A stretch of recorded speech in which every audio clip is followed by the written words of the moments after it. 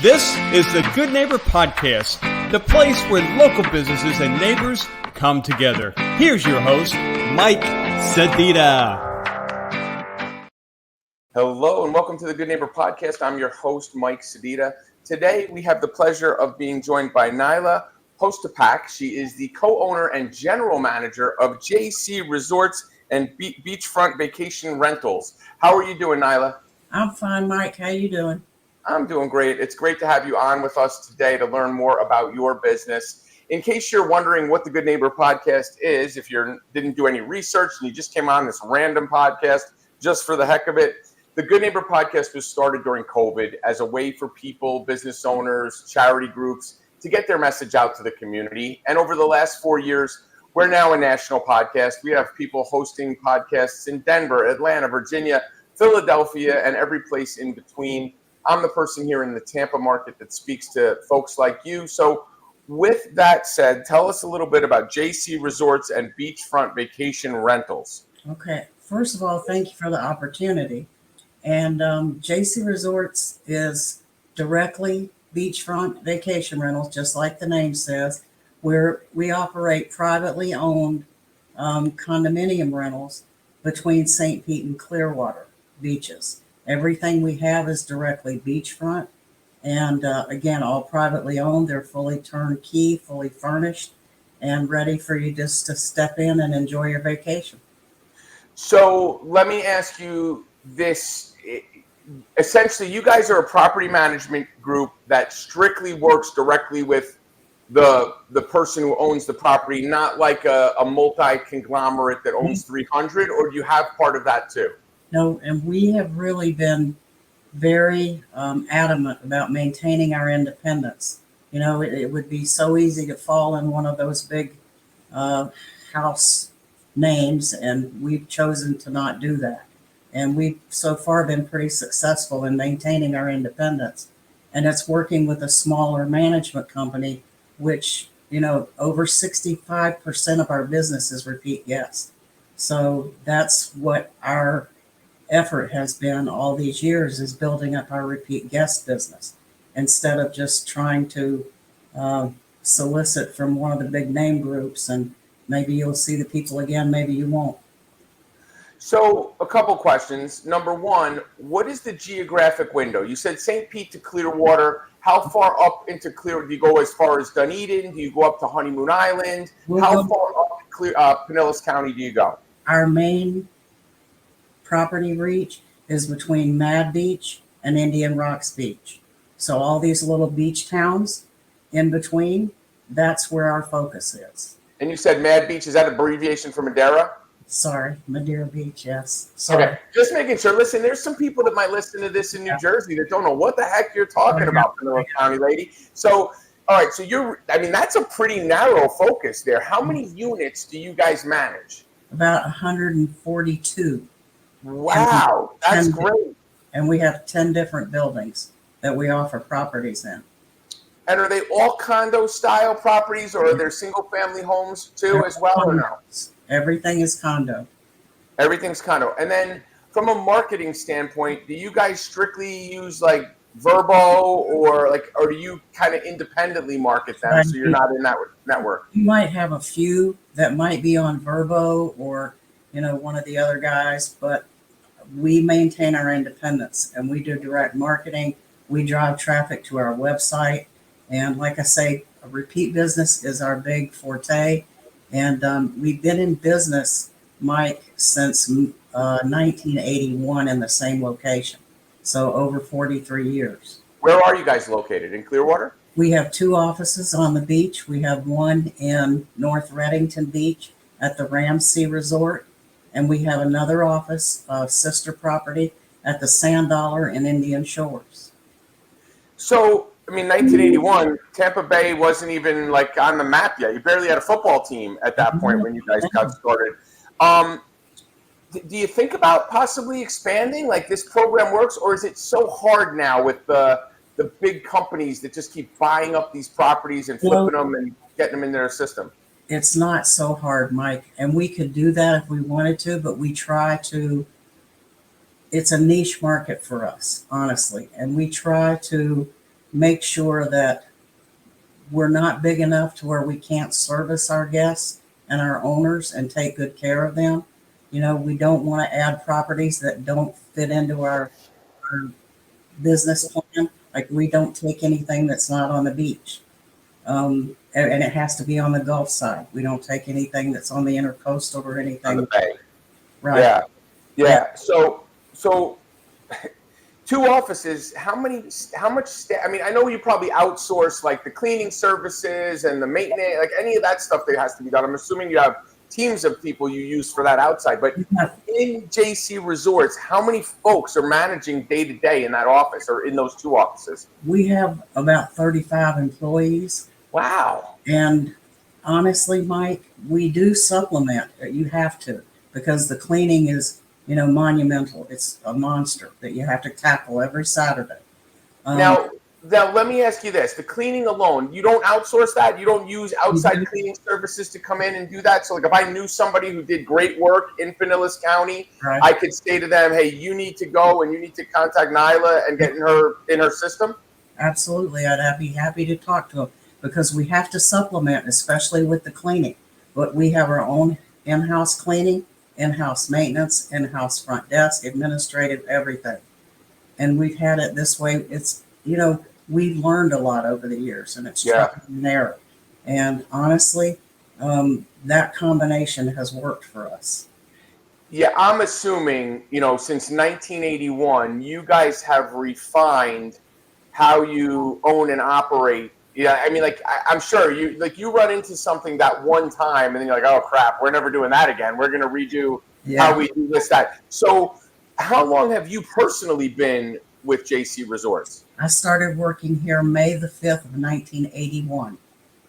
All right, so essentially since the day the shingle was put out on the wall. So what is your background? I mean, are you a real estate lady that just kind of went into this, or like have you like what is your background to get to this? I honestly, I was in college in North Carolina. I came down here to visit my mama, and I decided to stay. And I was a plumber for 2 or 3 years. And then I decided, well, I probably don't want to be hauling water heaters at 40. So I was, some of the buildings where I was installing trim plumbing, my mother and my aunt and my cousin were already doing real estate function and hospitality. Okay. So I just kind of matriculated out here on the beach and started working for JC Resorts. You know, it's funny when you say that, like people watch these shows on HGTV and they think, oh, I'm just going to flip a house and put it on the beach. Yeah. And you know what the crazy part is what you do, why it fascinates me so much is it is a combination of real estate, property management, which is an offshoot of the real estate, but it's also GC work. You have to be a general contractor to, or at least have the ability, like a general contractor, to know the plumber that you need, to know the trim guy that you need, to know the cleaning service that you need. Like it is an all-encompassing role because, and then on top of that, it's hospitality too. It's not just it's a lot of stuff. It's a lot of stuff. So what is the? Go ahead. I'm sorry. No, I'm saying the hospitality is a big factor. Big part of it, yeah. Well, that's the whole part you're talking about where I would think that when someone gets into your network and they see the service that they're getting, that it's not just a random person who's doing this, that it's an entity that does this specifically and has this niche, that once you get somebody in, they're coming back to you over and over again. I mean, I think that's kind of part of it. Are most of the people you bring in, are they people from like Pasco and Hillsborough County that want to get away for like a staycation? Yeah. Or people coming from all over the state? Or do you market in New Jersey and Pennsylvania in the winter months to kind of bring snowbirdie like people down? We market across the country. We do a little bit of international marketing, but not so much right now. But our guests are, you know, honestly, I started out where I was working front desk at JC Resort, and I have guests where I booked them when I started working front desk that they're now bringing their kids and their kids are bringing their kids. So that is kind of how we build it. It's all about that repeat guest and capturing that, because it returns itself over and over and over again. Well, it's that lifetime value of your customer. I mean, the customer acquisition cost to get that one customer, once you guys have them, your service ends up extrapolating out that lifetime value of that customer. So clearly in that instance, you have those people for a long time. Are most of the rentals short-term, like weekend to a week, or do you do long-term rental too, where you have someone in your system who lives in Bergen County, New Jersey, and is deciding every year they want to come and stay at the same condo for the same 2-month window as snowbirds? We have weekly rentals primarily. In the winter season, we have our snowbirds that come down and stay, anywhere from a month to 3 or 4 months. And it just depends. And we have, local guests, and the local traffic is mostly June, July, August, September. And after that, it's, out like in the U.S. mainly, some England and Germany, not so much France, but we have a lot of people from the Netherlands.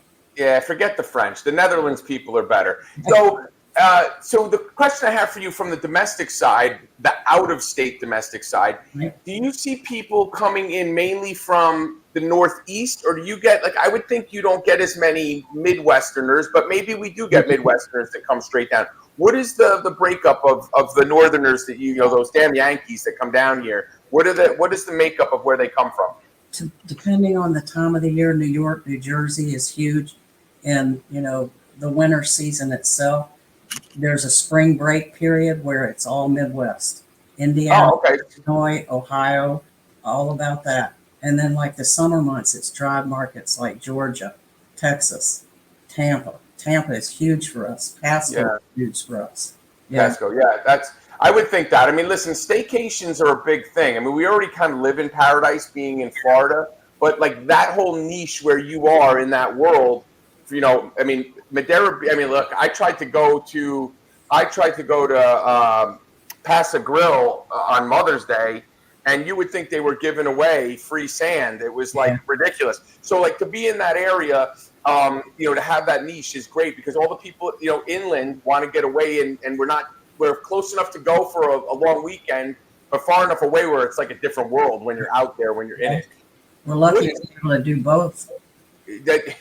So what is the biggest misconception you run into when people are contacting you? Do they think you're a subsidy of BlackRock and that you have 3,000 units, or like where are you educating people the most when they're contacting you? I would say probably letting them know that we are flexible and what the choices, that if we can work around it, that we'll be happy to offer a shorter stay other than a required minimum. We'll be happy to do alternative arrival departure dates if possible, depending on availability. I think those are probably the two biggest things. And one of the things I was thinking about as you were saying that is, I mean, you have all these private owners that you work with. Right. So I'm a private owner, and you have 3 of my units, you manage them, we have this relationship. When that owner, me, wants to expand my real estate footprint, are you keeping your eyes open for those opportunities, or are they really coming to you and saying, hey, Nyla, we added 3 more units at Indian Rocks, we need to add those to our portfolio, and you guys are in? Do they basically just bring you on post-sale, or do you guys also help them if you happen to, or do you even happen to run across? I sell real estate myself, so I can help them with purchase, sales, everything. We try to offer as much as we can to the owners and guests in-house. So if we can take care of them, we take care of them in-house. Yeah, you want to. I mean, you got your hands in as many pieces of the cookie jar as possible. Which when someone looks at that, they might say, well, hey, look, she's involved in all this stuff. But that's really, in this type of market, in that vacation rental market, that's like an invaluable service to have that person who can.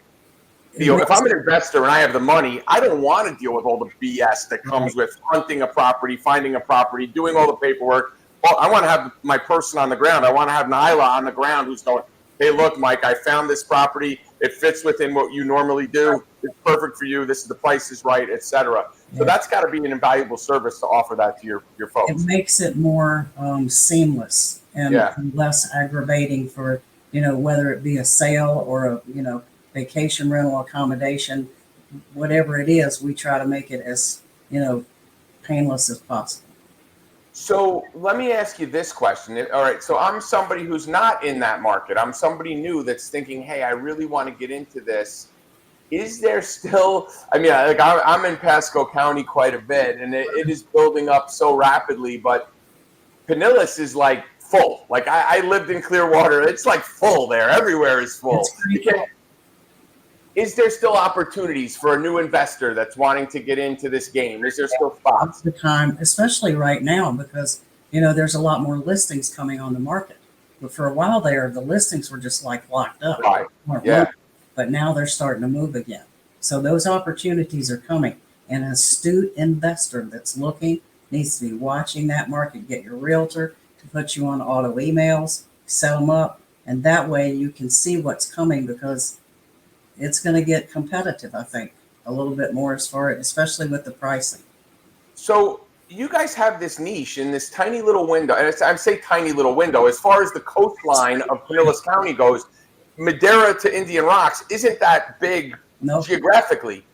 Do you have competition? Are there other, for lack of a better term, mom and pop property managers, or is the only competition you're dealing with is fighting off the wolves every month with these big giant companies? I think the big giants are somewhat competition. Honestly,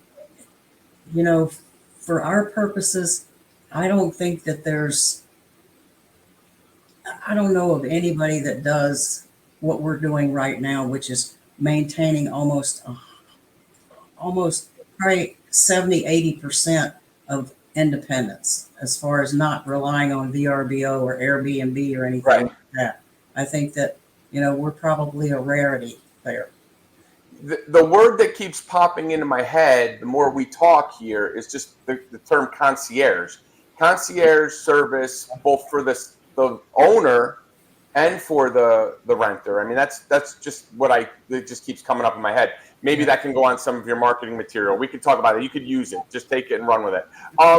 So you literally work in the world of vacations. So when you're not working in the world of vacations, what do you do for fun? Do you go do accounting work for fun because your whole day is built in? No. That is like my nemesis. No. Accounting is your nemesis? I'm not a big fan.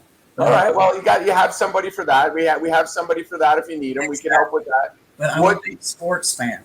I love sports, and I do a lot of. My daughter played softball. I'm a big fast pitch women's softball fan. So this weekend is the tournament. The big Women's College World Series starts this weekend, and it's on ESPN. It's a big deal. I'm really looking forward to spending time doing that. So did you play, or was just your daughter played? I played when I was in college. My daughter played in college, and my husband, he played. So it's just kind of like a family thing. It's one of our favorites.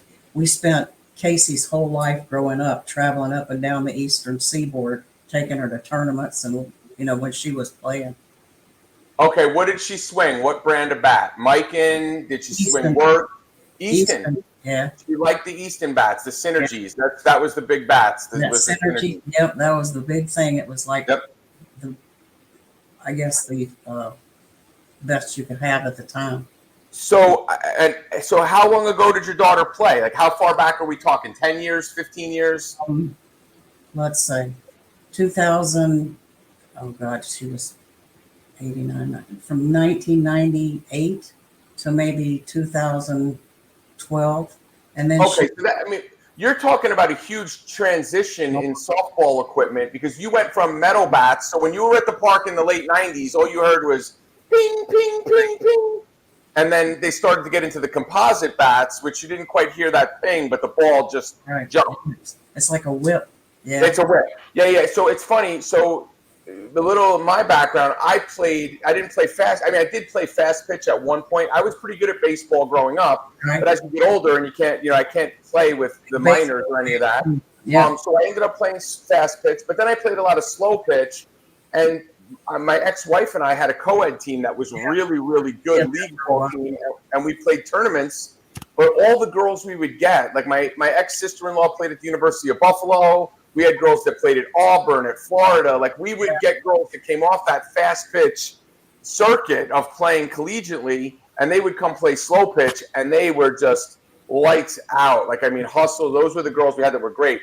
So I did play that for a long, long time. I played in Vegas. I've played in Hawaii. I've played in Texas, all over the Southeast because I lived in Atlanta. Yeah.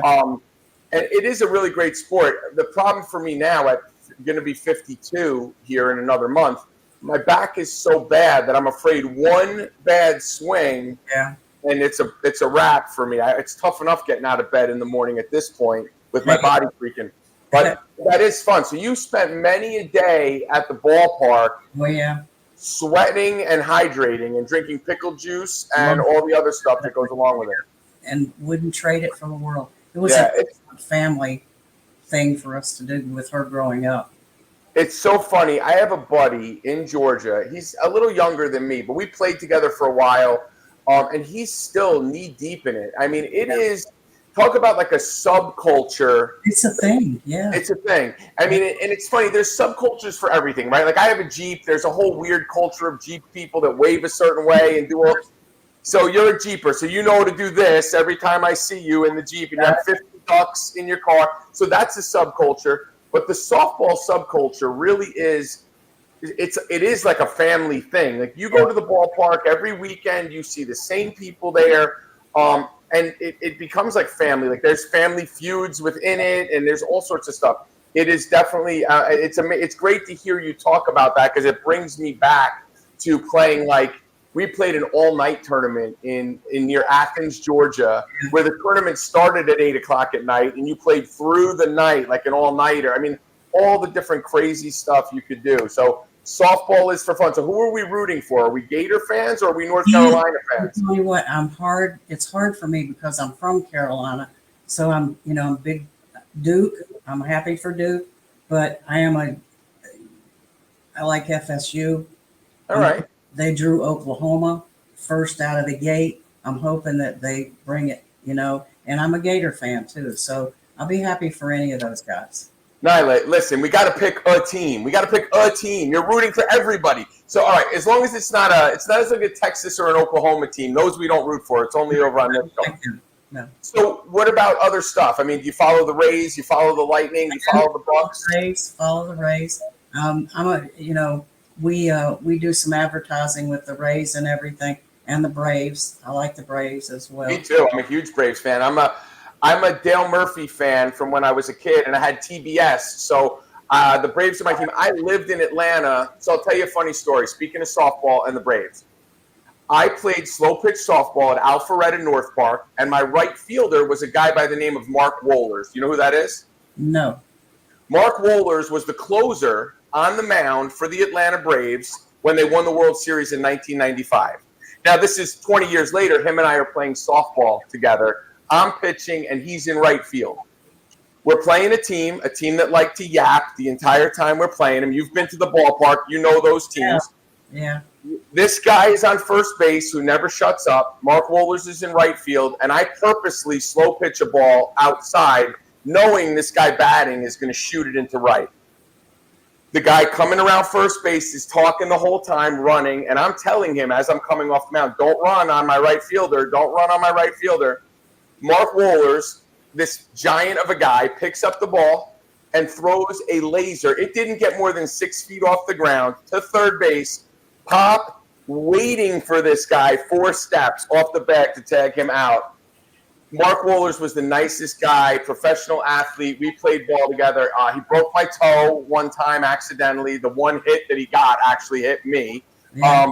Great guy. So I'm a huge Braves fan. I was there in 95 when they won the World Series. I've been back a few times to see them since. But I'm a big fan of what they have going on. I hope Acuna comes out of his slump and we start to turn it around a little bit. But, yeah, big fan. So, all right, so that's what you do for fun. I mean, that's you have this. How many kids do you have? Just one daughter? Just one, yeah. And she got it all. She got all the stuff. So, Let me ask you this as we start to wrap this up. And you sort of touched on it a little bit. Like, what's the one thing, if I'm an owner of a property in that window, Madeira Beach, Indian Rocks, and I want to start renting it, what's the one thing I need to know about doing business with you guys? That, we've been there forever, and we didn't get there staying there that long by being dishonest or not doing the right thing. And doing the right thing is big with us. So, we'll tell you the truth, and we give you an evaluation, look at your property, make suggestions to see things that can help you make more money. And, because if the owner doesn't make money, we don't make money. Right. And that's such a good business model because we have to perform for the owner to make money. So I love it. Like a win-win, Yeah. But I love that. That business model is great. How many times do you have to talk to an owner and kind of throw a drink of water on them? Like, there's these people that have these condos that are, I don't want to say run down, but maybe not up to the level that they need to be to really get that top dollar. How many times are you meeting with them and going, hey, listen, Mr. Owner, you really need to replace the bathroom. It's been 30 years. Like, are you doing that a lot? We tell them, and we offer options. You can do the work, or you can be a bronze, a silver, or a gold. Depends on what kind of condo you want to offer to the world. And there's a market for every one of them. There's people that want to come and they want to be on a little budget, so they might pick a bronze rated condo. It's not as updated, it's clean as a whistle, and right on the beach. People maybe don't want all the bells and whistles, but if you want all the bells and whistles and you want everything just spit, shine, and polished, then it's gold. So the bronze folks are the people that are coming in that want the lowest entry point. And I don't want to say cheap, but the lowest entry point of a nice, clean place to stay. They really don't care. They're just there to sleep and grab a bite to eat and go out to the beach. Yep. And then the silver and the gold people are the Keurig coffee makers and the stainless steel refrigerators and all that stuff. Yeah, all the bells and whistles. So if you and I bumped into each other at the checkout line at Publix and I said, hey, I heard you rent properties. How do I get a hold of you? How do I get into your network? How do I see your inventory, all that stuff? Well, the website is www.jcresorts.us, like United States. So it's just jcresorts.us. And we've got toll free is 800-535-7776. My office is on site at Ramsey. I'm there a whole lot. So we won't give your cell phone number. We don't want to give your cell phone number and let the political text messaging people get your number, because I'm getting enough of those text messages. So we'll leave that out. But folks, if you're listening to this, the words that come to mind in dealing with JC Resorts is honesty, integrity, concierge service. They're going to take care of your property if you own it and want to make some money off of it. And if you're looking to get away, whether you're coming from the Northeast, the Midwest for spring break, or if you just need a staycation from Pasco County and you want to come with the kids or leave the kids at home, go to jcresorts.us. Nyla, thank you so much for being a good neighbor, and thank you so much for spending some time with us here on the Good Neighbor podcast. I appreciate it, Mike. Thank you so much. We'll talk to you soon. You have an amazing day. Take care. You too. Thanks for listening to the Good Neighbor Podcast Passcode. To nominate your favorite local businesses to be featured on the show, go to gnppasco.com. That's gnppasco.com, or call 813-922-3610.